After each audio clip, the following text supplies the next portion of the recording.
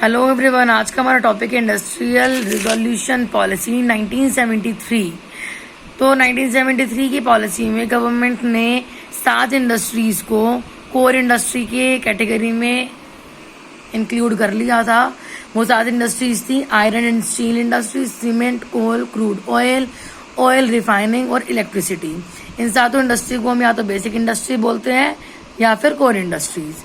जो private player है वो भी इसमें इन्वेस्टमेंट कर सकते हैं बाय अप्लाइंग द लाइसेंस होना चाहिए या फिर नहीं, लाइसेंस होना चाहिए और 20 या 20 करोड़ से ज्यादा असेट होनी जरूरी है। और इसी ईयर में पीपीपी, पब्लिक प्राइवेट पार्टनरशिप का कॉन्सेप्ट भी आया गया, जहां पे पब्लिक और प्राइवेट सेक्टर दोनों साथ में मतलब मिलके एक ही इंडस्ट्री को चलाएंगे। यानी कि एक ही इंडस्ट्री में प्राइवेट सेक्टर भी होगा और उसी इंडस्ट्री में पब्लिक सेक्टर भी होगा। That is called joint sector. और फेरा एक्ट भी यहाँ पे इम्प्लीमेंट करा गया। फॉरेन एक्सचेंज रेगुलेशन एक्ट को भी इनेक्ट करा गया यहाँ पर। और जितने भी यहाँ पे लार्ज स्केल कंपनीज वो हैं जिनके पास 20 करोड़ या उससे ज्यादा की इन्वेस्टमेंट होगी, और यही सेम लिमिट लाइसेंस के लिए भी अप्लाई करी गई। बट फर्दर लाइसेंस के लिए लिमिट 35 करोड़ तक एक्सीड कर दी गई। अब नेक्स्ट रेजोल्यूशन पॉलिसी है इंडस्ट्रियल पॉलिसी स्टेटमेंट 1977। यहाँ पर the Janata government announce a new industrial policy by the way of statement in the parliament in 1977। Janata government ने पार्लियामेंट में स्टेटमेंट देके इंडस्ट्रियल पॉलिसी, एक नई इंडस्ट्रियल पॉलिसी का announcement करा था 1977 में। It advocated the growth of small-scale industries and cottage industries as remedy to widespread problem of unemployment and regional inequalities in industrial development. Basically इसमें क्या रखा है कि इस पॉलिसी में स्मॉल स्केल इंडस्ट्रीज और कॉटेज इंडस्ट्रीज पे ज्यादा ध्यान दिया गया। जो मेन एलिमेंट थे इस पॉलिसी के वो क्या थे? Principal thrust was on the development of small scale industries. The small scale sector was classified in 3 categories. Small scale sector को 3 कैटेगरी में डिवाइड करा गया। First is cottage and household industries to provide self employment. Self employment के लिए cottage और house hold industries का भी यहाँ पे मेंशन करा गया। Tiny sectors having investment in plant and machinery up to ₹1 lakh and small scale industries with an investment of up to ₹15 lakh. तो 3 तरीके की इंडस्ट्रीज का क्लासिफिकेशन हुआ: cottage and household, tiny जहां पे 1 लाख तक की इन्वेस्टमेंट होगी, और स्मॉल स्केल जहां पर 15 लाख तक की इन्वेस्टमेंट होगी।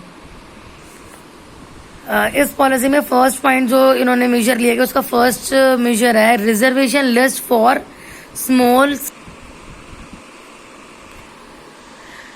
इंडस्ट्रीज को इंक्रीज कर दिया गया 180 to 807 आइटम्स तक। जहां पे 180 आइटम रिजर्व थी स्मॉल स्केल इंडस्ट्रीज के लिए, वो रिजर्वेशन 180 से 807 तक हो गई। एक डिस्ट्रिक्ट DIC यानी कि डिस्ट्रिक्ट इंडस्ट्रीज सेंटर को भी एस्टेब्लिश करा गया, जो कि सपोर्ट और सर्विसेज प्रोवाइड करवाएंगे जब रिक्वायरमेंट होगी स्मॉल स्केल और विलेज इंडस्ट्रीज को। एक सेपरेट विंग भी एस्टेब्लिश करी गई IDBI की, यानी कि एक बैंक है जो कि फाइनेंशियल असिस्टेंस प्रोवाइड करवाता है स्मॉल स्केल इंडस्ट्रीज को।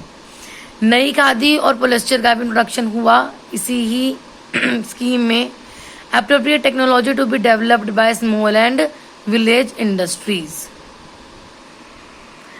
द IPR ऑफ 1977, जो इंडस्ट्रियल पॉलिसी थी 1977 की, failed to give practical shape to the policies.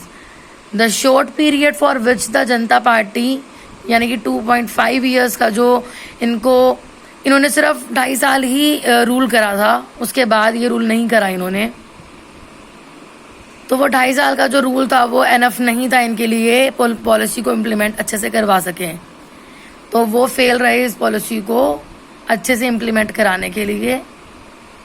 तो इसलिए फिर बाद में एक नई पॉलिसी का इंट्रोडक्शन हुआ, that is called 1991 new industrial policy 1991। और उससे पहले भी एक रिजोल्यूशन पास हुआ, दैट इज 1980। जनता गवर्नमेंट के जाने के बाद कांग्रेस पार्टी का फिर से आगमन हुआ, जिन्होंने अपनी एक फिर से एक नेशनल पॉलिसी बनाई 1980 में, जुलाई 23 1980 में, विच treated the industrial policy of 1956 as the framework of industrial development। जो 1956 का फ्रेमवर्क था उसी को ही 1980 में दोबारा से इम्प्लीमेंट करा गया। इसमें बेसिकली यही कह रखा है कि जो पिछली पॉलिसी में सिर्फ और सिर्फ स्मॉल स्केल इंडस्ट्रीज पे ध्यान दिया गया, लार्ज स्केल पे ध्यान नहीं दिया गया, तो ये बहुत बड़ा ड्रॉबैक रहा था इंडस्ट्रियल ग्रोथ रेट कम होने का।